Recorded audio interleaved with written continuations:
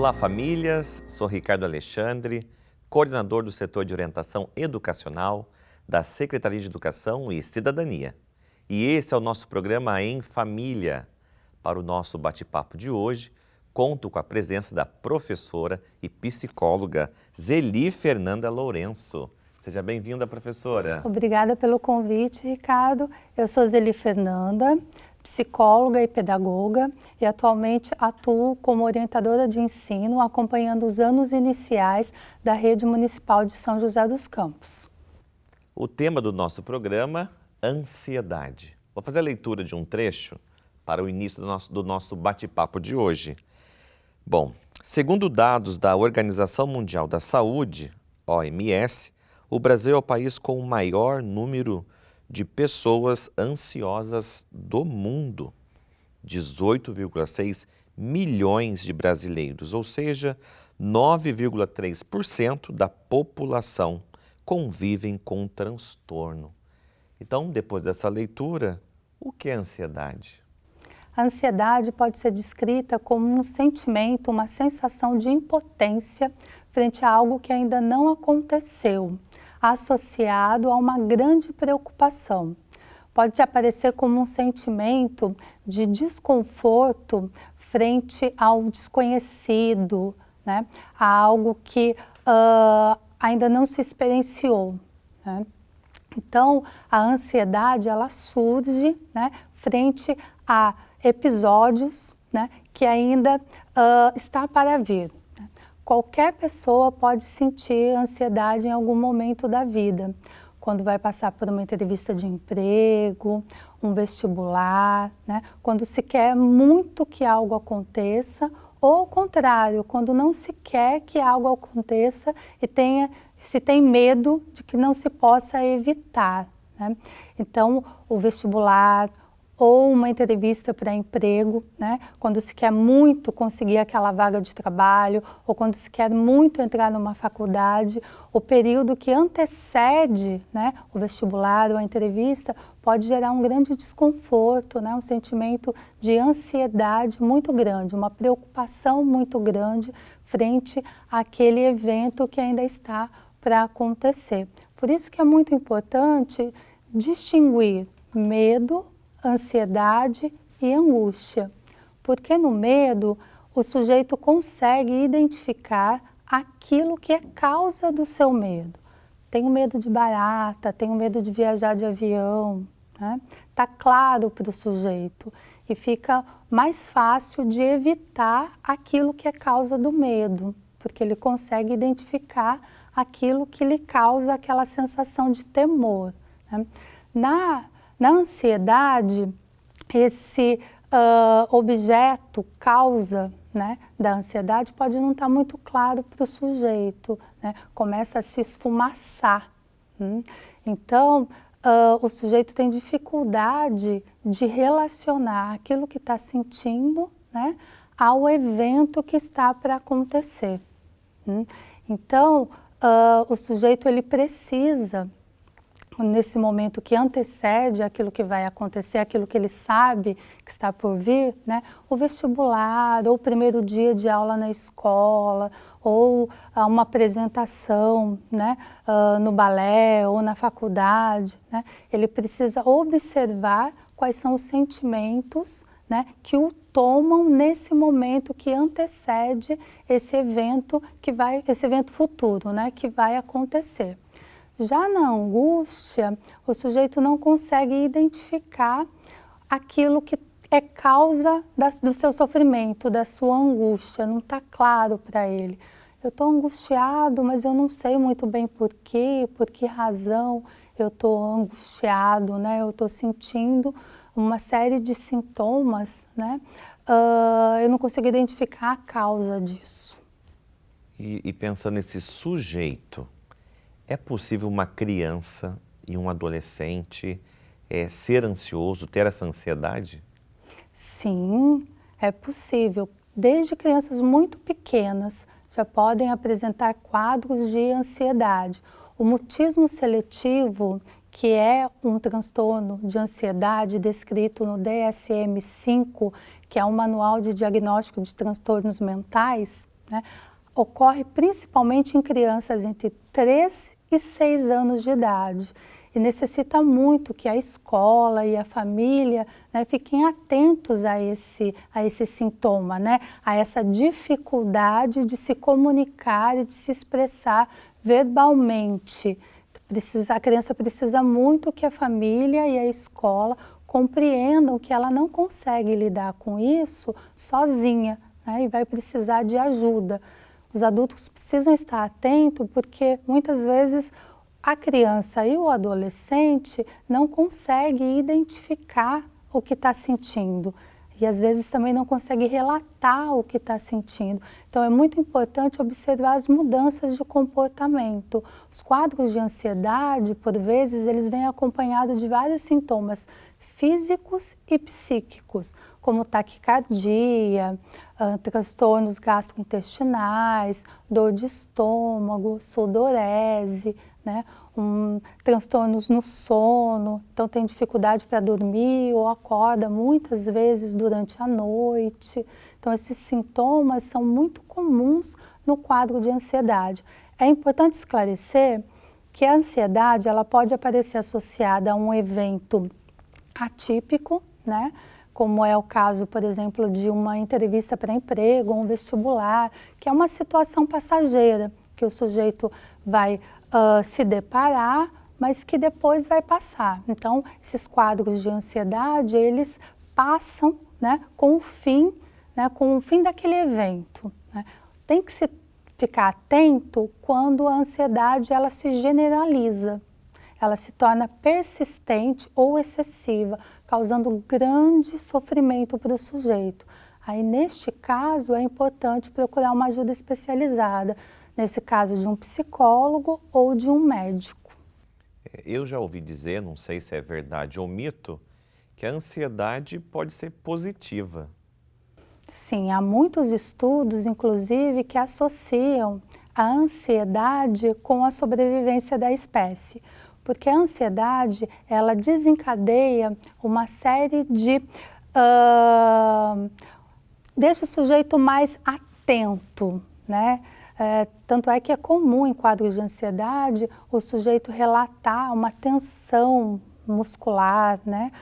Por quê? Porque a ansiedade te deixa mais pronto para agir, né? Então o sujeito ele fica pronto para agir mais rápido e muitas vezes isso é visto como um sinal positivo, pode aumentar a produtividade, nesse caso aumenta a atenção também.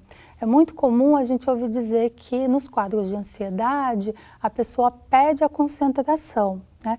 Mas por que que a gente tem essa impressão? Porque o sujeito fica muito preocupado, muito atento com aquilo que é causa, né, do seu desconforto e fica desatento para as outras coisas. Por isso que as pessoas que estão em volta, né, costumam entender como falta de atenção, porque ele fica desatento para as outras coisas, porque está muito preocupado com aquilo que está, enfim, lhe causando aquele quadro de ansiedade.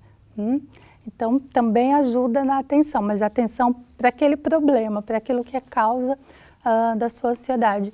E muitas vezes isso é visto como um sinal positivo, que aumenta a produtividade, aumenta o foco, né? Às vezes no trabalho, né? Que muitas vezes também pode ser foco de ansiedade, né? Então, pode ser visto sim como positivo. Até já ouvi dizer que quando você tem uma profissão ou vai fazer algo e você não fica um pouco ansioso, o resultado pode ser não tão positivo, pois parece um relaxo, um conforto tão grande que coisas negativas podem acontecer, né? Uma autoconfiança.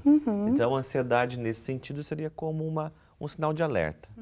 Atenção para que tudo saia conforme o combinado. Isso mesmo. Mas, se sair desse controle, eu estou entendendo que se for algo contínuo, é preciso tomar alguns cuidados, né? E tem como prevenir e tratar a ansiedade? Sim. Se for um caso específico, né, como a gente já disse, sei lá, o primeiro dia de escola, uma entrevista para o trabalho, ou um período de vestibular, né, que a gente sabe que vai ter um fim, né? E aí a ansiedade termina, vai embora também com o final desse evento, né? Então fiz o vestibular, passei na faculdade, entrei, ok, acabou esse quadro de ansiedade. Eu fiz a entrevista do trabalho, consegui a vaga ou não, né? Então acabou também aquele quadro de ansiedade. Quando ela se generaliza, né? Quando ela se torna persistente, aí a gente precisa olhar para isso com mais atenção, né? No caso de crianças e adolescentes, é muito importante o diálogo familiar, né? E o diálogo na escola também. Tirar dúvidas, esclarecer situações que vão ocorrer, às vezes em casa, situações que estão preocupando a família, é muito importante que se converse com a criança, com o adolescente, que esclareça o que está acontecendo, para que a criança ou o adolescente saibam que aquilo é uma preocupação, mas que está tudo sob controle, né? Porque a ansiedade gera esse sentimento de impotência, né? Esse sentimento de que eu não vou conseguir controlar o que pode acontecer. Então, esclarecer a situação é muito importante para evitar a insegurança para a criança, né? E para o adolescente. Casos de separação, casos de mudança de casa, ou quando morre alguém muito querido na família, um animalzinho, também é muito importante o diálogo, a conversa, né? Explicar a situação, o que aconteceu, para que a gente possa diminuir o imaginário, né, sobre aquele evento que ocorreu. Então essas são formas de ajudar a prevenir os quadros de ansiedade, envolver as crianças e adolescentes, ou mesmo o adulto, em atividades físicas também é muito importante. Aprender a controlar a respiração, né, quando os quadros de ansiedade ocorrem, também ajuda bastante. Uma alimentação saudável, dormir o suficiente, porque dormir pouco ou ter um sono intranquilo aumenta também os hormônios do estresse, que agrava os quadros de ansiedade. Então, dormir bem também é muito importante.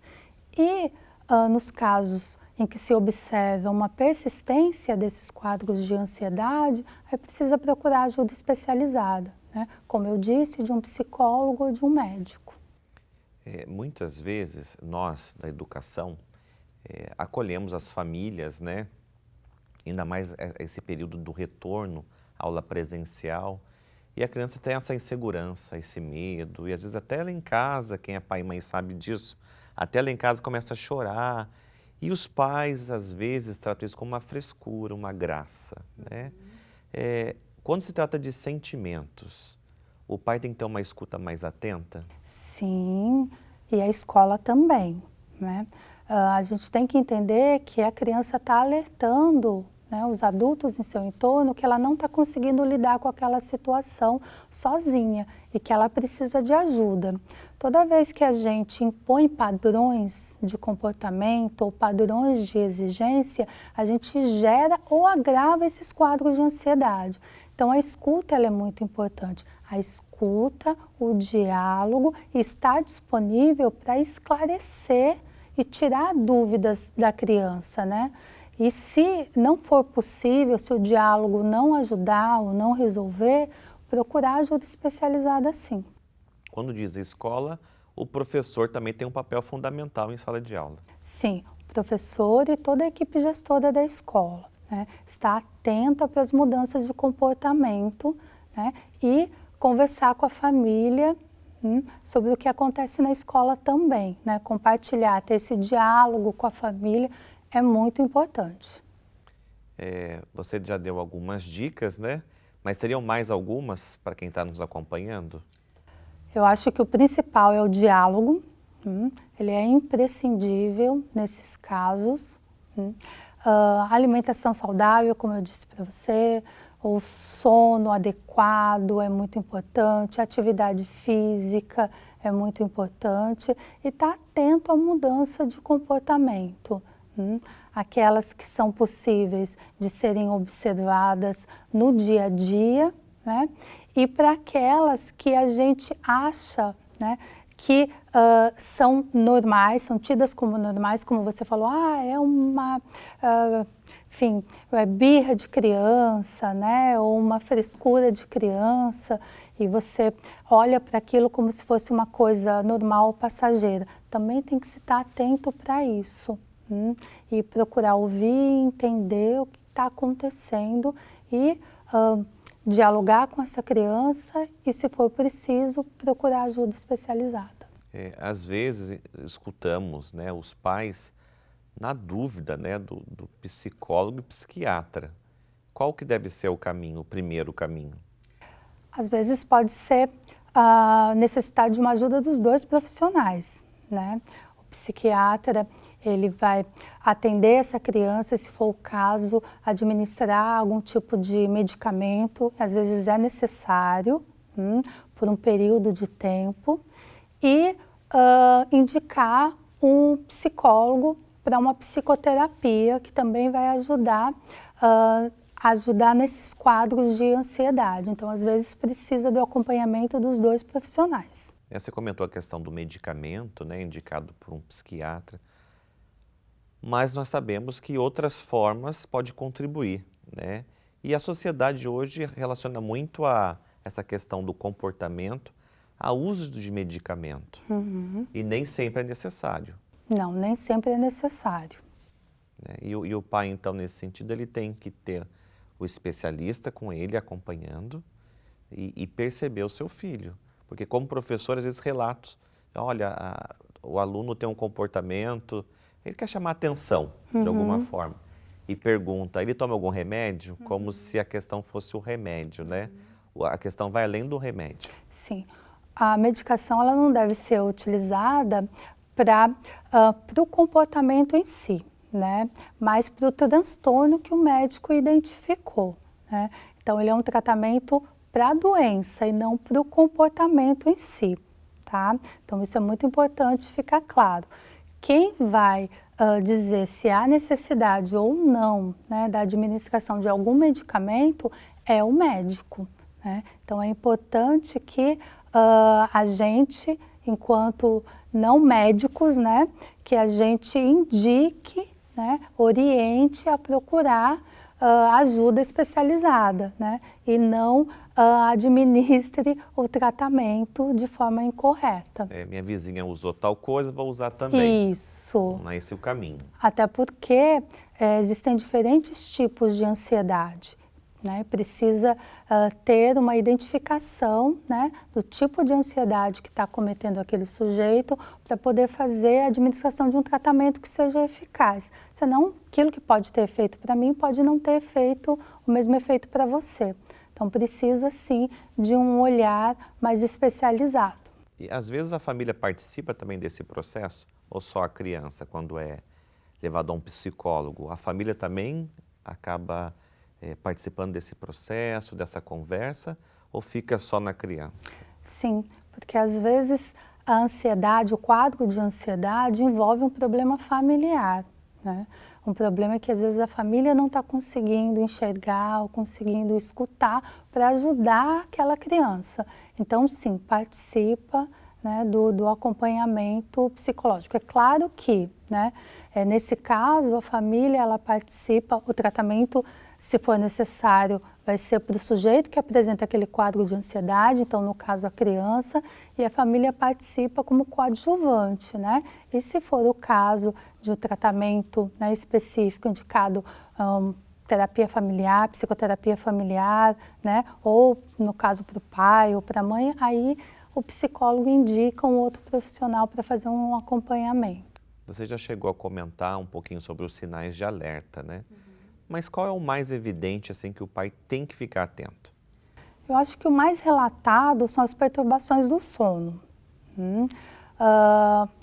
Os problemas gastrointestinais também aparecem com muita frequência, né? E a dor de estômago também aparece com muita frequência. Então, é importante observar, né, a persistência disso. A gastrite, chamada gastrite nervosa, né, é muito comum. E muitas vezes não se dá atenção para ela. Isso até em criança? inclusive em criança. E é interessante que o pai não vai direto a um psicólogo, né? Ele passa por um pediatra primeiro, tem um caminho. Sim, ele pode procurar o psiquiatra, né, que identificando o problema pode encaminhar para um neurologista ou para um médico psiquiatra, né, se for o caso, ou mesmo para um psicólogo. No caso da criança apresentar essa perda do sono, tem um período que o pai precisa controlar? Isso acontece toda semana, acontece uma vez por mês, acontece 6 meses, para que ele fique preocupado em relação a isso? A primeira coisa a se identificar é se há algum problema evidente, né? Então, eu identifiquei que meu filho está perdendo o sono ou acorda várias vezes durante a noite, mas a gente está prestes a mudar de casa. Então, ele vai se afastar dos coleguinhas, da rua. Então, eu identifiquei que tem essa questão, né?